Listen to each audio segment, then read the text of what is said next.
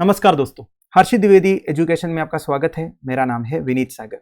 Daily news plus science and tech analysis 27 November 2022। आज के important news कौन कौन सा है चेक करते हैं। 4 इंपॉर्टेंट न्यूज है, 2 न्यूज साइंस एंड टेक से है, वो भी हम डिस्कस करेंगे। Number 1, birth certificate to be made mandatory for jobs, driving licence, passport, voting right. देखिए, government registration of birth and death act में कुछ अमेंडमेंट्स प्लान कर रहे हैं दोस्तों। बेसिकली आगे अगर आपको जॉब के लिए अप्लाई करना है, ड्राइविंग लाइसेंस के लिए अप्लाई करना है, पासपोर्ट के लिए अप्लाई करना है, वोटिंग राइट्स के लिए अप्लाई करना है, सभी के लिए बर्थ सर्टिफिकेट मैंडेटरी होगा। बर्थ सर्टिफिकेट आपको सबमिट करना पड़ेगा, तभी आपका काम होगा। फिर देखिए, PSLV C54 का सक्सेसफुल लॉन्च हुआ है दोस्तों। इसमें भी कुछ इंपॉर्टेंट पॉइंट्स है, PSLV के बारे में भी हम डिस्कस करेंगे। फिर हिमालयन याक को फूड एनिमल टैग मिला है FSSAI से। फूड एनिमल टैग मतलब क्या होता है, हिमालयन याक के बारे में भी डिस्कस करेंगे। फिर देखिए, China Indian Ocean forum conduct कर रहे हैं दोस्तों। 19 इंडियन ओशन लिटोरल कंट्रीज को भी बुलाया है, केवल इंडिया को नहीं बुलाया है, इस बारे में देखेंगे। फिर साइंस एंड टेक से ब्लैक कोरल से रिलेटेड एक इंपॉर्टेंट न्यूज है, साथ साथ में ग्रेट बैरियर रीफ के बारे में भी देखेंगे। फिर देखिए, लीप सेकंड को स्क्रैप करने वाला है। क्या होता है लीप सेकंड, इससे क्या फर्क पड़ता है, वो भी हम समझने की कोशिश करेंगे। तो आगे जाने से पहले लेक्चर पर लाइक का बटन, चैनल को अब तक शेयर एंड सब्सक्राइब नहीं किया हो तो कर लीजिएगा। हमें सपोर्ट करने के लिए आप सुपर थैंक्स का ऑप्शन यूज कर सकते हो। शुरुआत करते दोस्तों, सबसे पहला news, birth certificate to be made mandatory for jobs, driving licence, passport, voting right. GS paper 2 government policies and interventions, GS paper 1 population and associated issues में ये न्यूज आपको काम आएगा। Registration of birth and death act 1969 के बारे में आपने सुना होगा। इस एक्ट के अंडर हर एक बर्थ एंड डेथ को रजिस्टर करना मैंडेटरी है। अगर आप नहीं करोगे, इट्स ए पनिशेबल ऑफेंस। मैं थोड़ा डिटेल में आपको बता देता हूं। मान लीजिए आपकी फैमिली में एक बर्थ हो रहा है। अब आपका प्लेस ऑफ रेसिडेंस कहां पे है ये मैटर नहीं करता, एग्जैक्टली बर्थ कहां पे हो रहा है उधर आपको रजिस्टर करना है। फॉर एग्जाम्पल, मान लीजिए आपका घर एक गांव में है, पर आप डिलीवरी करवा रहे हो दूर एक सिटी में जाके। अब वो सिटी हॉस्पिटल जिस लोकल बॉडी की जुरिस्डिक्शन में आता है उधर आपको बर्थ रजिस्टर करना होगा, उधर से आपको बर्थ सर्टिफिकेट भी लेना होगा। ठीक है। एंड डेथ के मामले में भी यही है, जहां पे डेथ हो रहा है, जिस लोकल बॉडी की जुरिस्डिक्शन में वो प्लेस आता है उधर से आपको डेथ सर्टिफिकेट भी लेना होगा। तो बेसिकली बर्थ एंड डेथ को आपको रजिस्टर करना ही करना है, अगर नहीं करोगे पनिशेबल ऑफेंस है। ठीक है। तो सेंट्रल गवर्नमेंट अभी ये registration of birth and death act 1969 में कुछ अमेंडमेंट्स लेके आना चाह रहा है।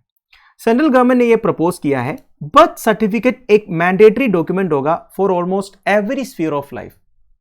मतलब अगर आपको कोई एजुकेशनल इंस्टीट्यूशंस में एडमिशन लेना है, वोटर्स लिस्ट में आपका नाम इंक्लूड करना है, central and state government jobs के लिए अप्लाई करना है, ड्राइविंग लाइसेंस एंड पासपोर्ट के लिए अप्लाई करना है, तो आपको बर्थ सर्टिफिकेट भी सबमिट करना होगा। तो जैसे जैसे एक एक बर्थ एंड डेथ रिपोर्ट होता है ना, ये ऑटोमेटिकली अपडेट हो जाएगा एक सेंट्रल डाटाबेस में, जिसका नाम है सिविल रजिस्ट्रेशन सिस्टम। ये ऑलरेडी चल रहा है, कई सारे स्टेट्स में ऑलरेडी इंप्लीमेंट भी किया हुआ है। जैसे जैसे hospitals birth and death register करते हैं ना, वो ऑटोमेटिकली इस डाटाबेस में अपडेट होता है। अब इस सिविल रजिस्ट्रेशन सिस्टम का और एक खासियत यह है दोस्तों, जैसे एक इंडिविजुअल का 18 साल कंप्लीट हो जाता है, उनका नाम ऑटोमेटिकली इलेक्टोरल रोल में इंक्लूड हो जाएगा। समझ रहे हो आप? अगर एक इंडिविजुअल का डेथ रिपोर्ट होता है तो ऑटोमेटिकली इलेक्टोरल रोल से उनका नाम डिलीट हो जाएगा। तो प्रपोज्ड चेंजेस के हिसाब से it shall be mandatory for hospitals and medical institutions to provide a copy of all death certificates stating the cause of death to the local registrar apart from the relative of the deceased. देखिए, मैंने आपको क्या बोला, civil registration system में जो updation है ये automatically होता है। ऑटोमेटिकली कैसे होता है, इनपुट्स कहां से आएगा, सारे हॉस्पिटल्स एंड मेडिकल इंस्टीट्यूशन से। तो प्रपोज्ड चेंजेस के हिसाब से ये मैंडेटरी होगा हर हॉस्पिटल एंड मेडिकल इंस्टीट्यूशंस को to provide a copy of all death certificates stating the cause of death to the local registrar. तो basically hospital and medical institutions को बर्थ एंड डेथ सर्टिफिकेट की एक copy local registrar को forward करना होगा, साथ साथ में रिलेटिव्स को भी देना होगा। तो हमारे देश का birth and death database national level पर अवेलेबल होगा रजिस्ट्रार जनरल ऑफ इंडिया के पास, जो ये डाटाबेस यूज करेंगे पॉपुलेशन रजिस्टर को अपडेट करने के लिए, इलेक्टोरल रजिस्टर को अपडेट करने के लिए, Aadhaar, ration card, passport and driving licence databases को अपडेट करने के लिए। वैसे देखा जाएगा तो हमारे देश के बर्थ एंड डेथ रजिस्ट्रेशन आजकल बहुत अच्छी तरीके से हो रहा है। सिविल रजिस्ट्रेशन सिस्टम रिपोर्ट के हिसाब से 2010 में केवल 82% बर्थ रजिस्टर हो रहा था, तो 2019 तक वो 92.7% हो गया। 2010 में केवल 66.9% डेथ्स रिपोर्ट हो रहा था, तो 2019 तक वो 92% हो गया। वैसे सिविल रजिस्ट्रेशन सिस्टम एक online system of registration of births and death है under the operational control of registrar general of India. ठीक है, अगला news, PSLV C-54 successfully places 9 satellites in multiple orbits. GS paper 3 space science and tech achievements of Indians in science and technology में news आपको काम आएगा। देखिए दोस्तों, ISRO ने सक्सेसफुली 9 सैटेलाइट्स को ऑर्बिट तक प्लेस किया है, including an earth observation satellite that is EOS-6 through polar satellite launch vehicle that is PSLV C-54। कहां से टेक ऑफ हुआ था? Satish Dhawan space centre Sriharikota. ये पोलर सैटेलाइट लॉन्च व्हीकल का 56th फ्लाइट था। इन 9 सैटेलाइट्स में 2 इंपॉर्टेंट है दोस्तों हमारे लिए। One is earth observation satellite Oceansat EOS-6, दूसरा है INS-2B, ये इंडिया और भूटान के कोलैबोरेशन से लॉन्च किया है। वैसे स्पेस सेक्टर में इंडिया और भूटान पहली बार कोलैबोरेट कर रहा है। वैसे ये अर्थ ऑब्जर्वेशन सैटेलाइट का मतलब क्या होता है? एज द नेम इंडिकेट्स, अर्थ को ऑब्जर्व करेंगे, अर्थ का अलग अलग डाटा कैप्चर करेंगे, जैसे कि सी सरफेस टेम्परेचर कितना है, विंड वेक्टर डाटा क्या है, क्लाइमेटिक एंड मीटियोरोलॉजिकल डाटा भी कैप्चर करेंगे। And it can also be used to identify potential fishing zones. Potential fishing zones कहां पे हैं ये भी आइडेंटिफाई करेंगे अर्थ ऑब्जर्वेशन सैटेलाइट जो है। नाउ PSLV के बारे में कुछ बेसिक डिटेल्स ध्यान से सुनिएगा। It is designed mainly to deliver the earth observation और remote sensing satellites with lift-off mass of up to 1750 kilo to sun synchronous circular polar orbits of 600 to 900 kilometre altitude। देखिए, जितने earth observation satellites होते हैं, remote sensing satellites होता है, basically earth का data को capture करने वाले सैटेलाइट्स है ये सारे लो अर्थ ऑर्बिट्स में रहते हैं दोस्तों, 600 टू 900 किलोमीटर अल्टीट्यूड में। ऐसे सैटेलाइट्स को डिलीवर करने के लिए polar satellite launch vehicle use करते हैं। एंड PSLV का मैक्सिमम लिफ्ट ऑफ मास है 1750 किलो। हैवी सैटेलाइट्स को लॉन्च करने के लिए GSLV यूज करते हैं। अब आप पूछोगे सन सिंक्रोनस ऑर्बिट मतलब क्या होता है? An orbit is called sun synchronous when the angle between line joining the center of the earth, satellite and the sun is constant throughout the orbit। आसान भाषा में दोस्तों, एक सैटेलाइट जो है अर्थ को ऑर्बिट करते हैं। अब ये जो रिमोट सेंसिंग सैटेलाइट्स हो गया, अर्थ ऑब्जर्वेशन सैटेलाइट्स हो गया, इनका काम क्या है कि अर्थ का एक एक एरिया को मॉनिटर करना, उधर के रिसोर्सेज को मॉनिटर करना। तब लाइट की जरूरत तो है ना, लाइट चाहिए तभी सैटेलाइट्स में जो कैमरा वगैरह फिटेड है वो ठीक से इमेजेस वगैरह कैप्चर कर पाएंगे। तो लाइट कहां से आएगा? सन से आएगा। सन सिंक्रोनस ऑर्बिट की स्पेशलिटी यह है दोस्तों, हमेशा सैटेलाइट अर्थ एंड सन का जो एंगल है वो एक ही लाइन में रहेंगे। ये देख रहे हो आप, हमेशा एक ही लाइन में रहेंगे। तो जब भी सैटेलाइट अर्थ का ऊपर होगा तो सैटेलाइट के पीछे सन भी होगा, तो सन लाइट दिखाता रहेगा, ये जो सैटेलाइट है डाटा कैप्चर करते रहेंगे। तो अर्थ का एक एक पोर्शन का डाटा कॉन्स्टेंटली वो कैप्चर कर पाएंगे। तो आई होप आपको सन सिंक्रोनस ऑर्बिट के बारे में बेसिक डिटेल्स समझ में आ गया होगा। नाउ अर्थ ऑब्जर्वेशन सैटेलाइट 6 के बारे में कुछ important points. It is envisaged to observe ocean color data, sea surface temperature and wind vector data। तो basically oceanography, climatic and meteorological applications के लिए अर्थ ऑब्जर्वेशन सैटेलाइट 6 जो है ओशियन कलर डाटा को, सी सरफेस टेम्परेचर को and wind vector data को observe करेंगे। ठीक है, now the very important point, satellite also supports value added products such as potential fishing zone using chlorophyll. देखिए दोस्तों, क्लोरोफिल यूज करके potential fishing zone को identify करेंगे अर्थ ऑब्जर्वेशन सैटेलाइट 6 जो है।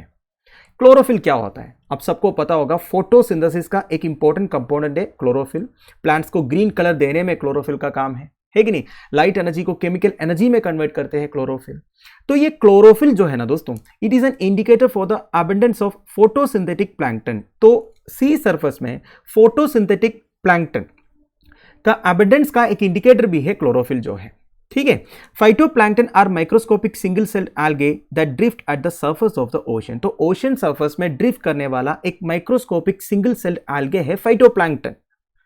तो बेसिकली सी सरफेस में अगर क्लोरोफिल का कंटेंट ज्यादा है, इसका मतलब यह है उधर फोटोसिंथेटिक प्लैंक्टन ज्यादा होगा जो फिश कंज्यूम करते हैं। तो ऑब्वियस सी बात है, जहां पे क्लोरोफिल कंटेंट ज्यादा होगा उधर ज्यादा फिश आएंगे, तो वो पोटेंशियल फिशिंग जोन बन जाएंगे, जो फिशरमैन को मदद कर सकता है फिश पकड़ने के लिए, है कि नहीं?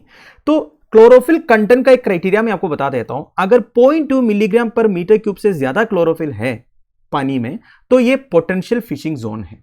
सबसे ज्यादा फिशेस उधर आएंगे जहां पे 0.2 मिलीग्राम पर मीटर क्यूब से ज्यादा क्लोरोफिल है। ये आइडेंटिफाई करने का काम है अर्थ ऑब्जर्वेशन सैटेलाइट का, समझ गए। इसके अलावा ISRO अगले साल आदित्य L1 सैटेलाइट भी लॉन्च करेंगे, जो बेसिकली एक कोरोनोग्राफी स्पेसक्राफ्ट है सोलर एटमॉस्फेयर के बारे में स्टडी करने के लिए। ये भी एक PSLV में ही जाएंगे, ठीक है। And the space agency will also launch a navigation satellite for the countries नाविक कॉन्स्टलेशन। नाविक कॉन्स्टलेशन क्या है दोस्तों? बेसिकली एक नेविगेशन सैटेलाइट है, जैसे कि अमेरिका का GPS है, उसी तरह इंडिया का भी एक नेविगेशन सैटेलाइट होना चाहिए ना, तो उसका नाम दिया है नाविक। अब ये नाविक कॉन्स्टलेशन में बहुत सारे सैटेलाइट्स भेजना है। टोटल कितने सैटेलाइट्स चाहिए आप मुझे कमेंट बॉक्स में बताइए, ठीक है। उसमें से एक नेविगेशन सैटेलाइट अगले साल ISRO लॉन्च करने का प्लान है। अगला है Himalayan yak gets food animal tag milk and meat to be used. GS paper 2 government policies and interventions dairy sector में न्यूज़ आपको काम आएगा। हिमालयन याक को मिला है food animal tag from the food safety and standard authority of India, that is FSSAI। FSSAI एक autonomous statutory body है under the ministry of health and family welfare. हमारे देश में फूड सेफ्टी एंड स्टैंडर्ड्स को ensure करना FSSAI का काम है। स्टैट्यूटरी बॉडी में इसलिए बोल रहा हूं क्योंकि पार्लियामेंट ने 2006 में food safety and standard authority of India act पास किए थे इस बॉडी को एक स्टैट्यूटरी बैकअप देने के लिए। तो अब FSSAI ने हिमालयन याक को दिया है फूड एनिमल टैग।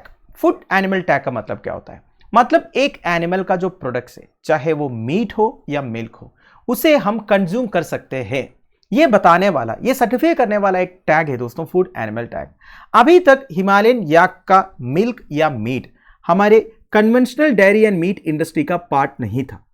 इसी वजह से हिमालयन याक रीरेस को ज्यादा फायदा नहीं मिलता था या फिर ज्यादा इनकम नहीं मिलता था याक रीरिंग से। वैसे हिमालयन याक रीरिंग भी एक हार्डशिप वाला काम है, क्योंकि देखिए हिमालयन याक जो है ओनली हाई ऑल्टीट्यूड्स में रहते हैं, 13,000 to 16,000 फीट ऊपर ये रहते हैं। इन्हें पालना भी मुश्किल है, ऊपर से इनसे ज़्यादा इनकम भी नहीं मिलता था याक रेस को। पर अभी FSSAI ने बोला है कि हिमालयन याक का मिल्क एंड मीट भी हमारा conventional meat and dairy industry का पार्ट बन जाएंगे। तो ऑब्वियस सी बात है दोस्तों, हिमालयन याक रेस के लिए बेसिकली जो पास्टरल नोमाड्स है उनके लिए एक गुड न्यूज है। So the categorisation is expected to help check the decline in the population of high altitude bovine animal. देखिए पिछले कुछ सालों से हिमालयन याक का पॉपुलेशन में काफी डिक्लाइन देखने को मिला है। क्यों? क्योंकि हाई आल्टीट्यूड रीजन्स में जो पास्टरल नोमाड्स रहते हैं ना, वो ज्यादा हिमालयन याक को पालते नहीं है। उनके न्यूट्रिशनल एंड लाइवलीहुड सिक्योरिटी के लिए जितने याक चाहिए उतने को वो रखते थे, क्योंकि ज्यादा कोई इनकम नहीं बनता था ना इनसे। पर अभी ये फूड एनिमल टैग देने से हो सकता है पास्टरल नोमाड्स ज्यादा हिमालयन याक को पालेंगे, तो इनका जो डिक्लेन हो रहा है पॉपुलेशन में वो भी चेक हो। 2019 में एक सेंसस कैरी आउट किया था, तो इंडिया में 58,000 याक्स थे। 2012 से कंपेयर करोगे 25% डिक्लाइन हुआ था पॉपुलेशन में। तो food safety and standards authority of India Himalayan yak को फूड एनिमल टैग देने के बेसिक रीजंस क्या क्या है दोस्तों? अगर दूध की बात किया जाए तो yak milk is highly nutritious, rich in fat, essential minerals है, मेडिसिनल वैल्यूज भी है। न्यूट्रिशनल एनालिसिस के हिसाब से याक मिल्क में 78 to 82% वाटर है, 7.5 to 8.5% फैट है, 4.9 to 5.3% प्रोटीन है, फिर लैक्टोस है, फिर सॉलिड्स नॉट फैट है। मीट में 74.8% मॉइस्चर है, 21.7% प्रोटीन है, 1.5% क्रूड फैट है एंड 1.2% ऐश है। तो इतने सारे कंटेंट्स है दोस्तों हिमालयन याक का मिल्क एंड मीट में। तो ये सब की वजह से अभी FSSAI ने ये रिकॉग्निशन दिया है and this recognition will help farmers rear the yak economically and open up several Vistas of economic benefits for both farmers and food processors. तो देखिए basically farmers and food processors के लिए काफ़ी economical advantage मिल जाएगा आपसे याक को rear करने से, क्योंकि मीट एंड मिल्क इजिली बिक जाएंगे। अगला है India is the lone absentee at China's Indian Ocean forum of 19 countries. GS paper 2 effect of policies of developed countries over India's interest. देखिए चाइना एक डेवलप्ड कंट्री नहीं है, वैसे एक डेवलप्ड कंट्री बनने का सारे क्वालिफिकेशन है चाइना के पास, केवल एक को छोड़ के। वो क्या है मैं आपको बताता हूं। इंटरनेशनल मॉनेटरी फंड के हिसाब से एक डेवलप्ड कंट्री का पर कैपिटा इनकम होना चाहिए $12,275। क्या है per capita income? Total GDP को आप टोटल पॉपुलेशन से डिवाइड करो। चाइना में पॉपुलेशन बहुत ज्यादा है ना, तो ऑब्वियस ये बात है पर कैपिटा इनकम कम होगा। उस वजह से चाइना एक डेवलप्ड कंट्री नहीं है। बाकी सब कुछ है, अच्छा इंफ्रास्ट्रक्चर है, मतलब ह्यूमन डेवलपमेंट इंडेक्स है, सब कुछ है, पर चाइना एक डेवलप्ड कंट्री नहीं है, डेवलपिंग कंट्री के कैटेगरी में आता है। वो छोड़िए, न्यूज क्या आया है। चाइना इस वीक कन्वीन किया है China Indian ocean region forum. इसमें इंडियन ओशन के जितने लिटोरल कंट्रीज है ना, उन सबके रिप्रेजेंटेटिव्स को चाइना ने बुलाया। बेसिकली ये कंडक्ट कर रहा है China international development cooperation agency. तो इसमें 19 कंट्रीज को इन्होंने बुलाया, केवल इंडिया को छोड़ के। कौन कौन से 19 कंट्रीज है? Indonesia, Pakistan, Myanmar, Sri Lanka, Bangladesh, Maldives, Nepal, Afghanistan, Iran, Oman, South Africa, Kenya, Mozambique, Tanzania, Seychelles, Madagascar, Mauritius, Djibouti and Australia. India को क्यों नहीं बुलाया दोस्तों? सिंपल सी बात है दोस्तों, क्योंकि इंडो पैसिफिक रीजन में चाइना का डोमिनेंस कम करने के लिए India, Australia, Japan, United states of America मिलकर ऑलरेडी क्वाड फॉर्म किया है, बात आपको पता होगा। वैसे आजकल इंडो पैसिफिक रीजन में जितने भी इनिशिएटिव्स होते हैं वो सब चाइना के इन्फ्लुएंस को काउंटर करने के लिए है। तो ये चाइना का एक नया स्ट्रैटेजिक इनिशिएटिव आप बोल सकते हैं दोस्तों, केवल इंडिया को छोड़ के, जबकि इंडियन ओशन में सबसे इंपॉर्टेंट कंट्री है इंडिया, इंडिया को छोड़ के बाकी सारे कंट्रीज को बुलाया है China Indian ocean region forum में। तो इस फोरम के माध्यम से चाइना ने बाकी 19 कंट्रीज को बोला है कि हम एक marine disaster prevention and mitigation cooperation mechanism establish करेंगे between China and countries in the Indian ocean region and necessary financial, material and technical support भी प्रोवाइड करेंगे। तो बेसिकली वही है दोस्तों, चाइना इंडियन ओशन में अपना डोमिनेंस बनाना चाहते हैं। इसके लिए बाकी जितने लिटोरल कंट्रीज है इंडियन ओशन का, उनके साथ दोस्ती बनाना चाहता है। दोस्ती कैसे बनाएंगे? पैसे देके ही बनाएंगे। क्योंकि देखिए दोस्तों, पैसे ही सब कुछ है, जो चाइना के पास बहुत है, बाकी सारे कंट्रीज को सख्त जरूरत भी है। इसलिए चाइना ने बाकी सारे कंट्रीज को बोला है कि हम आपको necessary financial, material and technical support provide करेंगे। रिटर्न में चाइना क्या चाह रहा होगा? ओपनली बोला तो नहीं है, फिर भी वो चाह रहा होगा इन सारे कंट्रीज का सपोर्ट, क्योंकि ऑलरेडी चाइना के खिलाफ में इंडियन ओशन रीजन में काफी सारे इनिशिएटिव्स चल रहा है, जिसमें इंडिया भी एक पार्ट है। तो बेसिकली चाइना उसे काउंटर करना चाह रहा होगा इधर, ठीक है। वैसे आपको पता होगा दोस्तों, चाइना का कोई डायरेक्ट संबंध नहीं है इंडियन ओशन के साथ। कोशिश तो कर रहे हैं, जैसे कि चाइना पाकिस्तान इकोनॉमिक कॉरिडोर के बारे में आपको मालूम होगा, जो चाइना का वेस्टर्न जिंजियान प्रोविंस से पाकिस्तान का ग्वादर पोर्ट तक है, जो हमारा जम्मू एंड कश्मीर, पाकिस्तान ऑक्यूपाइड कश्मीर के थ्रू जाता है। और एक है दोस्तों चाइना का कुनमिंग से ये म्यांमार के थ्रू यांगोन तक, ये भी तो इंडियन ओशन है ना। तो इंडियन ओशन तक कनेक्ट करने के लिए चाइना बुरी तरह कोशिश तो कर रहा है। वेस्टर्न साइड से चाइना पाकिस्तान इकोनॉमिक कॉरिडोर हो गया, और ईस्टर्न साउथ ईस्टर्न साइड से ये जो चाइना म्यांमार इकोनॉमिक कॉरिडोर हो गया।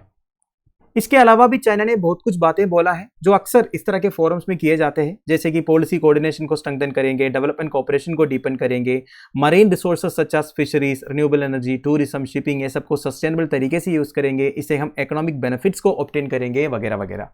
तो ये रहे दोस्तों आज के इंपॉर्टेंट न्यूज। अब हम कुछ साइंस एंड टेक से रिलेटेड न्यूज डिस्कस करेंगे। वैसे आज 2 इंपॉर्टेंट न्यूज है साइंस एंड टेक से। Number 1, scientist discover new species of black corals near the great barrier reef.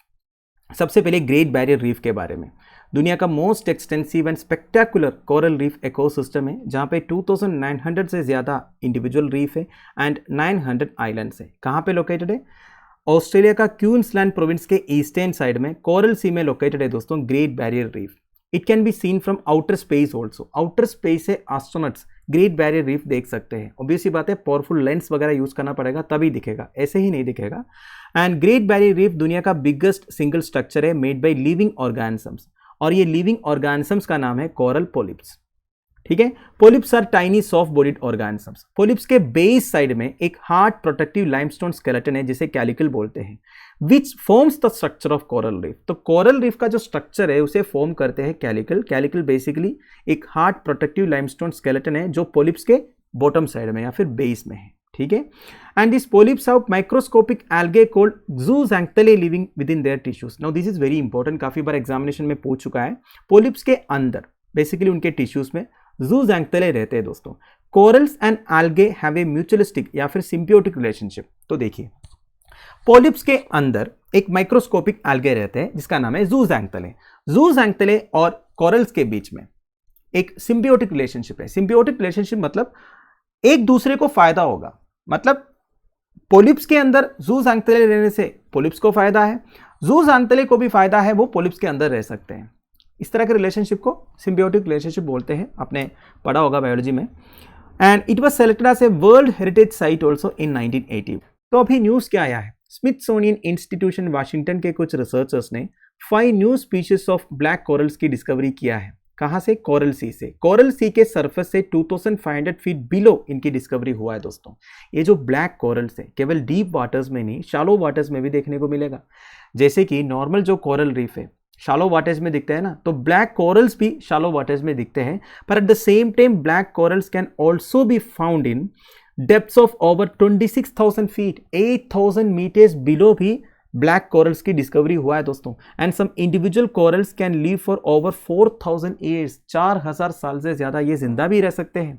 Now shallow water जो ब्लैक कोरल्स है वो ऑब्वियसली फोटोसिंथेसिस यूज करेंगे एनर्जी के लिए। अब जो 8,000 मीटर्स बिलो जो ब्लैक कोरल्स है उनको तो सनलाइट नहीं मिलेगा, तो वो बेसिकली फिल्टर फीडर्स है दोस्तों। And they eat tiny zooplankton that are abundant in deep waters. Deep waters में जू प्लैंक्टन अवेलेबल है, तो जू प्लैंक्टन को फिल्टर फीड करते हैं ब्लैक कोरल्स जो है इतने डेप्थ में।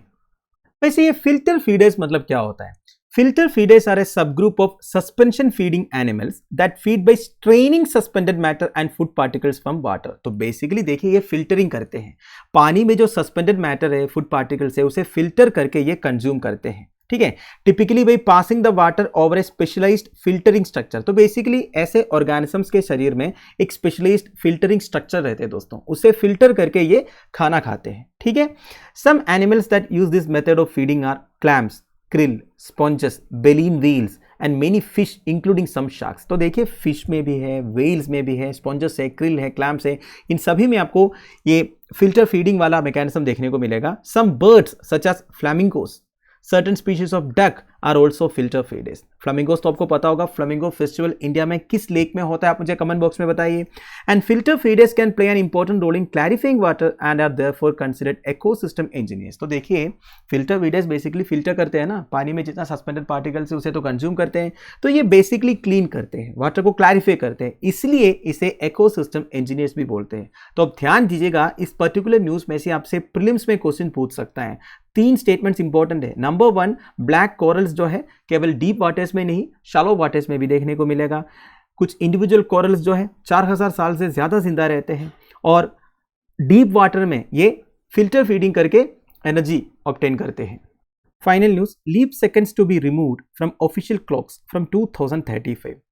आज का द हिंदू का साइंस एंड टेक पेज में एक छोटा सा टेबल दिया हुआ है लीप सेकंड्स के बारे में, पर ये न्यूज समझने के लिए लीप सेकंड क्या होता है, अब ये बंद करने के बारे में क्यों सोच रहा है, ये समझना जरूरी है।